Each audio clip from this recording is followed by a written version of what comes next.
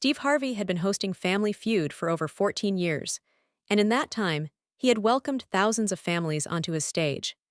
He had celebrated victories with people who desperately needed the money, shared tears with contestants who revealed personal struggles, and witnessed moments of pure joy that reminded him why he loved his job.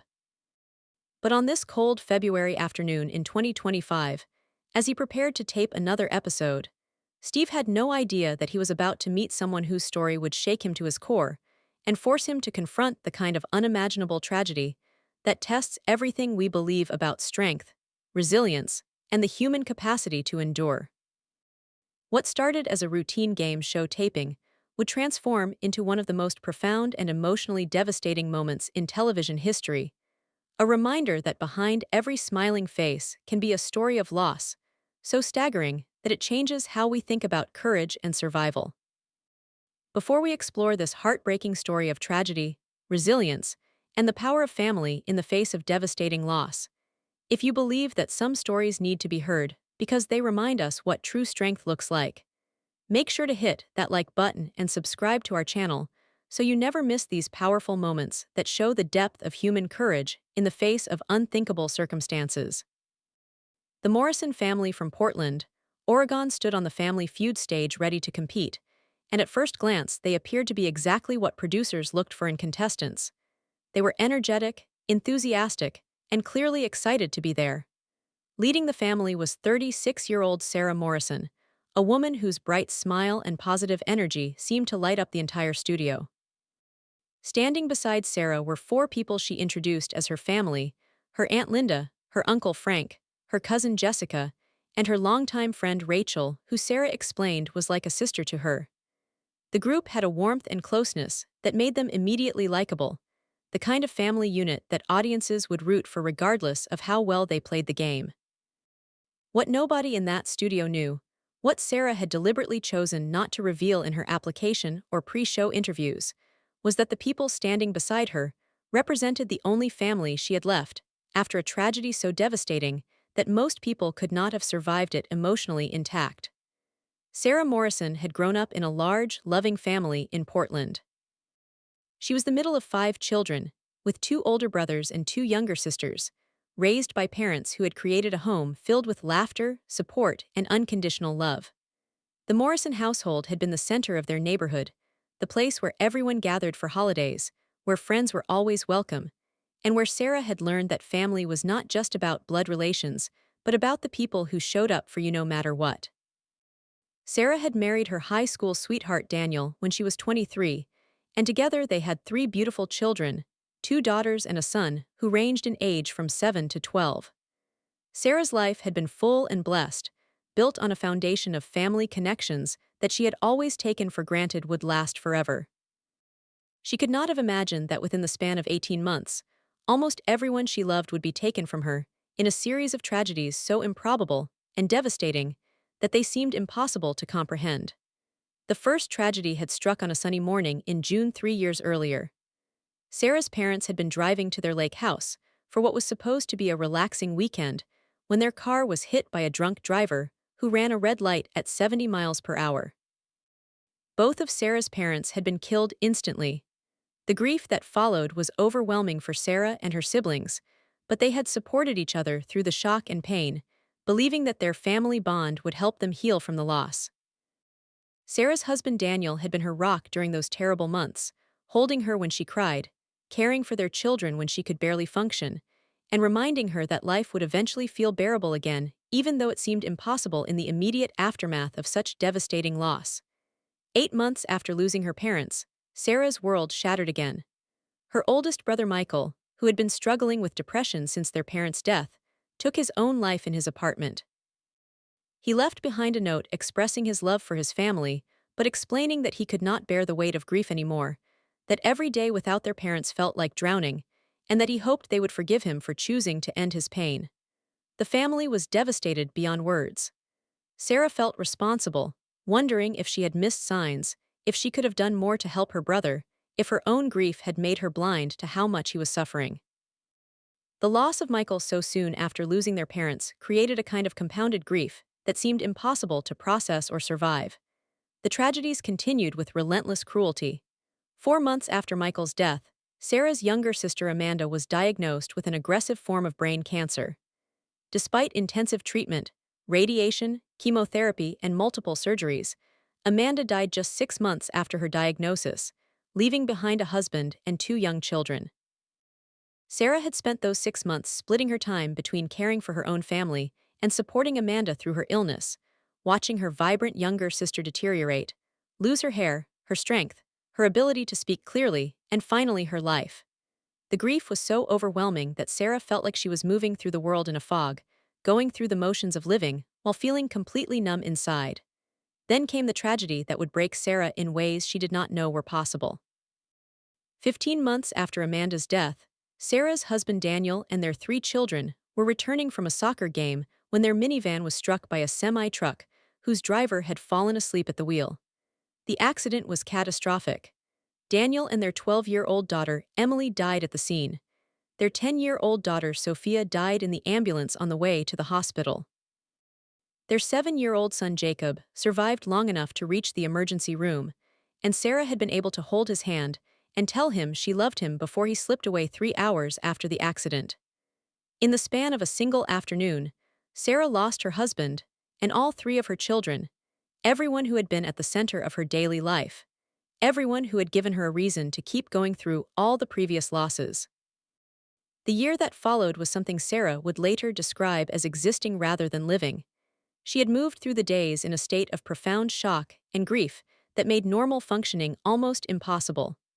She could not return to work, could not sleep in her house, where every room held memories of her children, could not even drive past the soccer field where her family had been heading when their lives ended.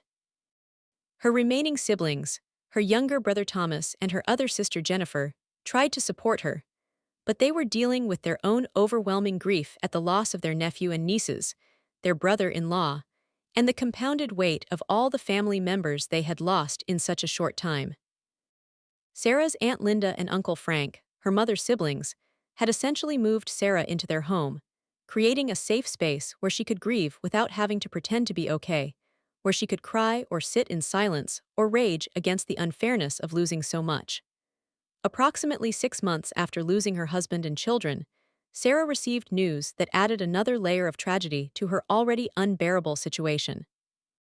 Her brother Thomas, who had been driving home from visiting Sarah, was killed in a single-car accident when his vehicle hit a patch of black ice and went off the road into a ravine.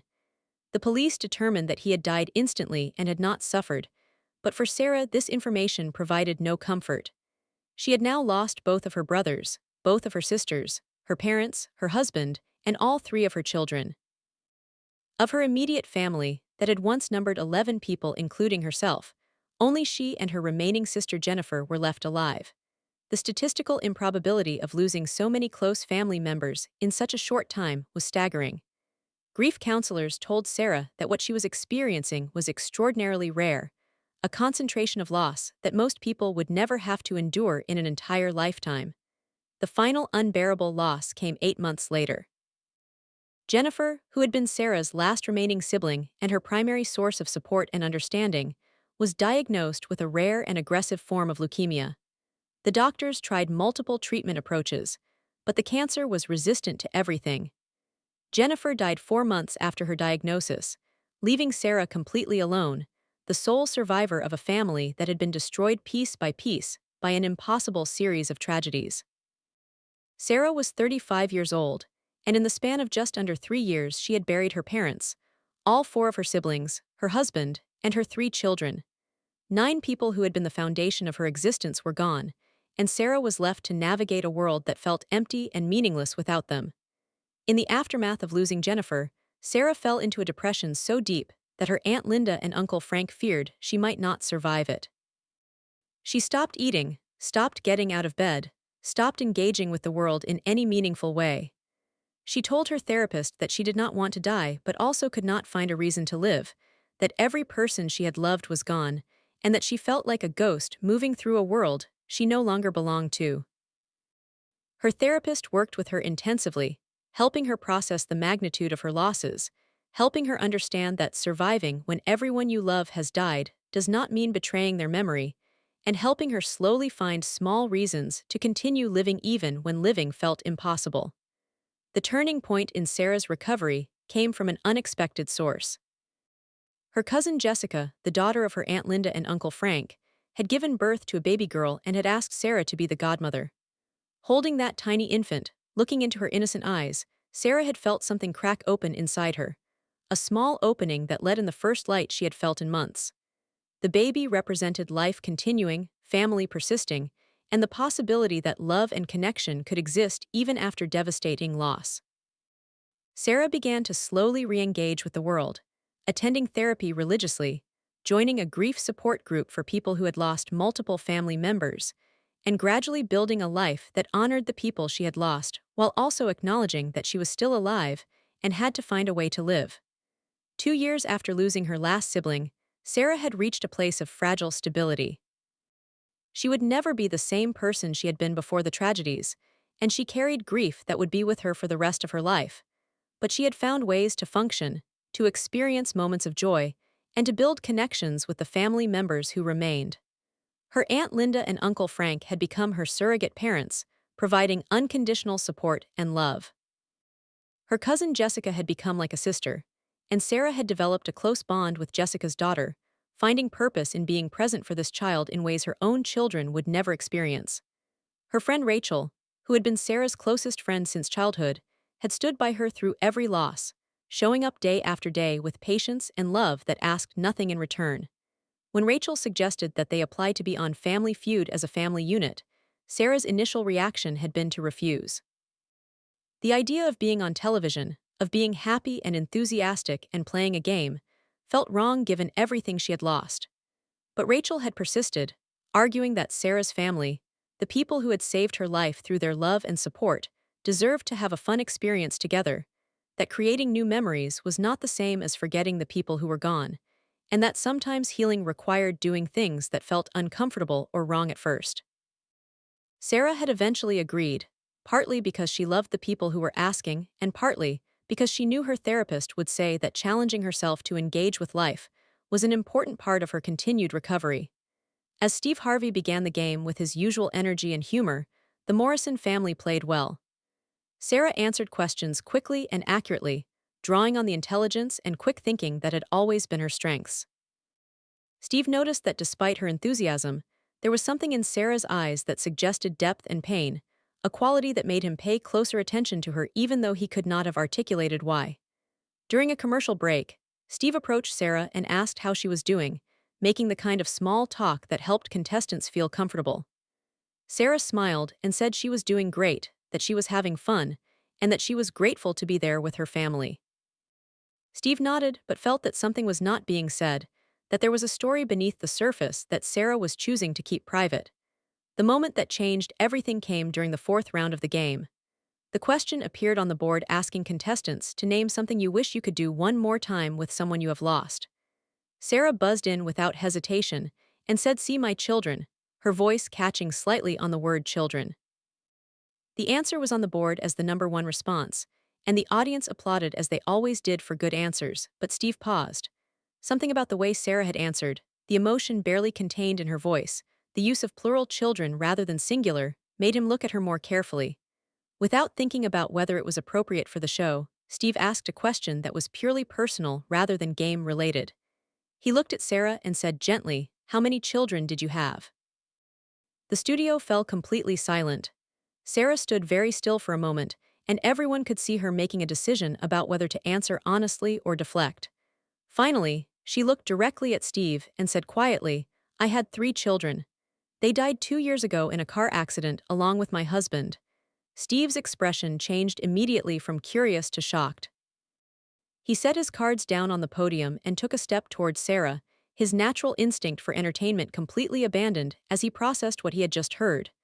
"Sarah," he said, his voice filled with compassion and concern, "I am so incredibly sorry. That is unimaginable loss." Sarah nodded, tears forming in her eyes despite her efforts to maintain composure. "Thank you," she said simply. But Steve was not done asking questions, sensing that there was more to Sarah's story than the already devastating loss of her husband and children. He asked, as gently as he could, if that was the only loss Sarah had experienced, or if there was more to her story. Sarah took a deep breath, looked at her Aunt Linda, who nodded encouragement, and made the decision to tell the truth about everything. Over the next few minutes, standing on the Family Feud stage with cameras rolling and an audience listening in stunned silence, Sarah described the series of tragedies that had taken 9 members of her immediate family in less than 3 years. She talked about losing her parents to a drunk driver, her brother to suicide, her sister to cancer, her husband and 3 children to another traffic accident, her other brother to black ice, and her final sister to leukemia. The studio was completely silent as Sarah spoke, her voice steady but filled with the kind of pain that comes from losses so profound they change the fundamental nature of existence. She explained that the people standing beside her on the stage, her aunt, her uncle, her cousin, and her friend, represented her entire support system, the people who had literally saved her life by refusing to let her give up when giving up seemed like the only reasonable response to unbearable grief. When Sarah finished speaking, Steve Harvey stood motionless, tears streaming down his face, completely unable to hide his emotional response to what he had just heard. The audience was crying, the crew members were wiping their eyes, and everyone present understood that they had just witnessed something extraordinary and heartbreaking. Steve turned to the production team and said something that would become legendary in Family Feud history. "We need to stop the show," he said, his voice shaking with emotion. "This is not something we can just move past and continue playing a game. This woman has experienced loss that most of us cannot even comprehend, and we need to honor that." The producers immediately understood and halted production, giving Steve and Sarah space to have a conversation that was no longer about entertainment, but about human connection and compassion in the face of tragedy. Steve invited Sarah to sit down with him away from the game podiums, creating a space for conversation that felt more personal and less performative.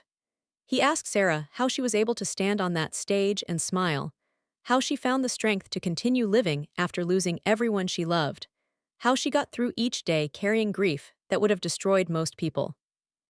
Sarah answered honestly, explaining that for a long time after the final loss, she had not been able to function at all, that she had contemplated suicide because life without her family felt unbearable, but that the people standing with her today had shown her that love and connection could exist even after devastating loss, that creating new memories did not mean betraying the people who were gone, and that surviving when others did not was not something to feel guilty about, but something to honor by living as fully as possible. Steve asked Sarah about her children, wanting to know their names and their personalities, understanding instinctively that people who have lost loved ones often want to talk about them, to keep their memory alive through stories and remembrance. Sarah lit up as she described Emily, who had been 12 and loved art and reading, Sophia, who had been 10 and was passionate about soccer and animals, and Jacob, who had been 7 and had the kindest heart she had ever seen in a child. She talked about her husband Daniel, who had been her best friend and partner, who had made her laugh every single day, and who had been an incredible father to their children. She described her parents, her siblings, and the family that had once filled her life with noise and chaos and love. Steve listened to every word, asking questions that showed he was genuinely interested in understanding who these people had been rather than just acknowledging that they had died. He talked about his own experiences with loss, about the pain of losing his mother, about the way grief changes you permanently, and about the importance of honoring the people we have lost by living lives that reflect their values and their love. He told Sarah that what she was doing by continuing to live, by showing up for her remaining family, by being present for her cousin's child, was the most courageous thing he had ever witnessed, and that her strength was inspiring in ways that most people could never understand. If this story has moved you, if Sarah's unimaginable tragedy and remarkable resilience has reminded you of the strength of the human spirit, hit that like button and subscribe to our channel.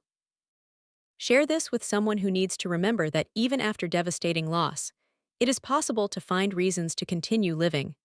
The story of Sarah Morrison shows us that tragedy can strike with cruel randomness, that loss can be so profound it seems impossible to survive, but that with support, love, and determination, the human spirit can endure even the most unbearable circumstances and find ways to honor those we have lost by continuing to live.